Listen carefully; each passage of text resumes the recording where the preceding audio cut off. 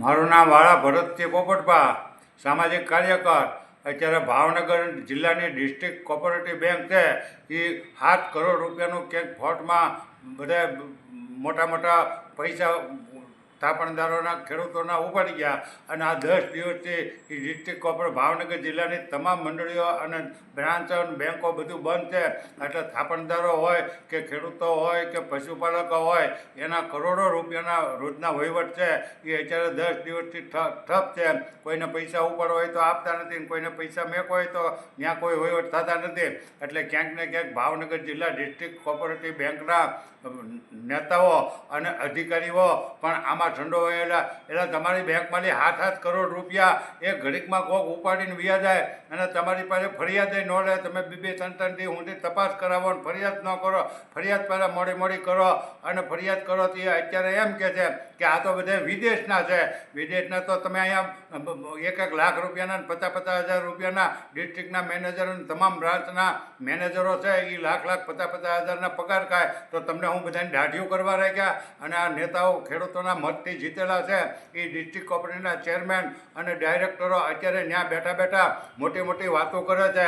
આજે જ મેં અત્યારે જ્યારે આકરાપણીએ રજૂઆત કરી ત્યારે ડિસ્ટ્રિક્ટના ચેરમેને એમ કીધું કે આજ 2 વાગ્યા સુધીમાં અમે 5 વાગ્યા સુધીમાં કોઈ પણ જાતનો નિર્ણય લઈ અને બેંક ખુલ્લી કરાવી દઈશું. તો આ તમારા બાપાની કોઈની પેઢી છે કે 10 દી સુધી તમે ખેડૂતોના પૈસા, ખેડૂતો કાંઈ હોય અત્યારે માર્ચ મહિનાનું હેડિંગ હાલે, ખેડૂતોને પૈસા જોતા હોય કે મેકવા હોય તો એ ખેડૂતો કે થાપણદારો જાય ક્યાં? એટલે આજ સાંજ સુધીમાં બેંકને ખુલ્લી કરી દો, નહીંતર 2 દિવસની અંદર ભાવનગર ડિસ્ટ્રિક્ટ કોઓપરેટિવ બેંક ઉપર હલાબોલ. એટલે આ તો 7 કરોડ રૂપિયા તો આજે બહાર જ આવ્યા છે.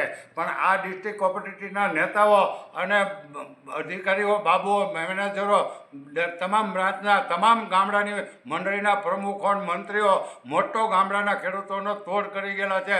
એટલે અમે ઘણા વર્ષોથી કહી કે આ સહકારી ક્ષેત્ર છે એ હવે સહકારી ક્ષેત્ર રહ્યું નથી, હવે ચોરનું ક્ષેત્ર બની ગયું અને મોટા ચોર બધા માલિકો ઘૂંચી ગયા. નેતાઓએ એમાંયથી અત્યારે આપણા દેશના ગૃહમંત્રી અમિતભાઈ શાહે જે આ મેન્ડેટ પ્રથા કરી ત્યારથી તો આ સહકારી ક્ષેત્ર છે એ લૂંટારો અને લૂંટબાજોનું ક્ષેત્ર બની ગયું. પછી માર્કેટિંગ યાર્ડ હોય, ડિસ્ટ્રિક્ટ કોઓપરેટિવ બેંક હોય, સંઘ હોય, ડેરીઓ હોય કે કોઈ પણ હોય, પછી અમૂલ ડેરી હોય તો ભલે, સુમૂલ હોય તો ભલે, સુંગર મિલ હોય તો ભલે, અને ભાવનગરની સર્વોત્તમ ડેરી હોય તો આ બધા ચોરના દીકરા અને ખેડૂતોને લૂંટવા માટે અમિતભાઈ શાહે એને ખુલ્લો પરવાનો આપ્યો છે.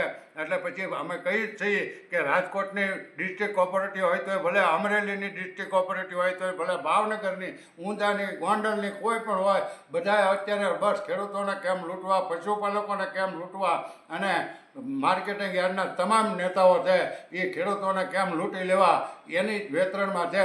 અત્યારે 2 દિવસની અંદર ભાવનગર ડિસ્ટ્રિક્ટ કોઓપરેટિવ બેંક તે શરૂ કરે અને થાપણદારોને એના પૈસા અત્યારે તાત્કાલિક ઉપાડી લેવા, નકર આ બેંક અમે ત્યારે દિવાળું ફૂંકવાનું છે.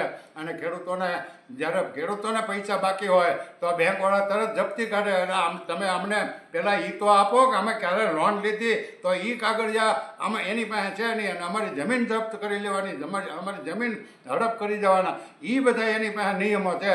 એટલે અત્યારે મેં જિલ્લા રજિસ્ટ્રારને જ્યારે ફોન કર્યો ત્યારે જિલ્લા રજિસ્ટ્રારે એમ કીધું કે હું હમણાં કરાવું છું, અને પહેલાં પછી મને કે આ મારામાં ન આવે તો આ જિલ્લા રજિસ્ટ્રારમાં કેમ ન આવે? તમારા તારીખ કેમાંય તમારું નામ છે, એને જે ડિક્શનરી છે એમાં તમારું જિલ્લા રજિસ્ટ્રારનું, આ બધું જ જિલ્લા રજિસ્ટ્રારનું. એટલે બધાય ક્યાંક ને ક્યાંક ચોરના દીકરા છે.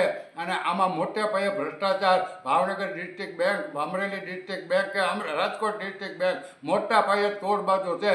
અને બધે વિઠ્ઠલના લૂંટો ભાઈ, લૂંટેરા રે લૂંટેરા. એટલે આ 2 દિવસમાં જો નિવાણો ભાવનગર ડિસ્ટ્રિક્ટ બેંકનો નહીં આવે તો પછી 2 દિવસ પછી ડિસ્ટ્રિક્ટ બેંક સામે અમે ઢલ્લા બોલ પ્રોગ્રામો કરવાના છીએ. જય હિન્દ, જય ભારત.